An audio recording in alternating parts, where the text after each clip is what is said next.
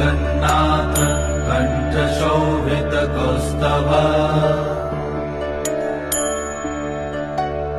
Padmanabha Vedgarbh चन्द्रसूर्यविलकरा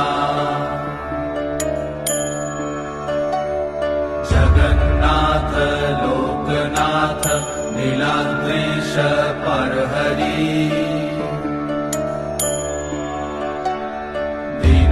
दीनबन्धुर्दया Sindhu Kripalu जनरक्षका